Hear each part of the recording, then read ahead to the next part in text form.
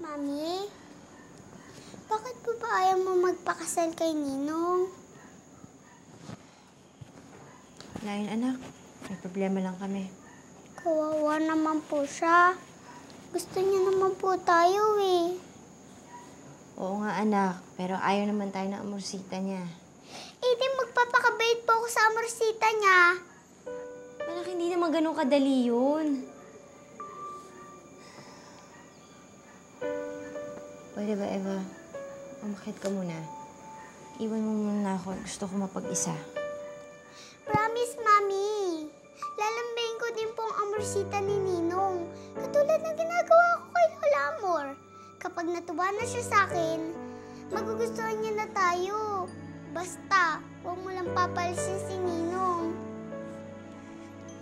Eva, hindi mo ba ako narinig? Gusto ko nga mapag-isa. Kaya huwag ka na makulit, ha? Huwag mo na ipilit ang gusto mo. Eva!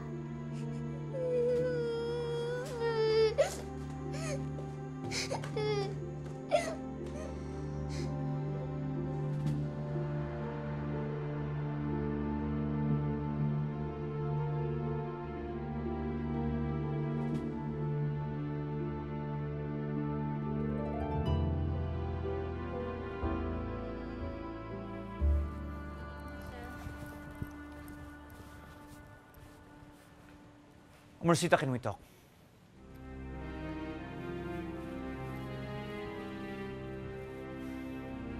Hindi na magpapakasal sa akin si Melissa.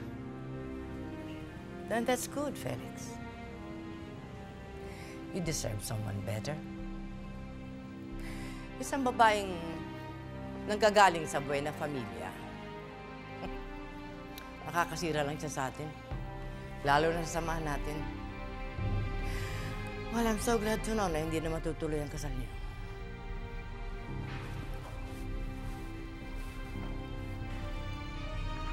Amorsita, you know how important you are to me.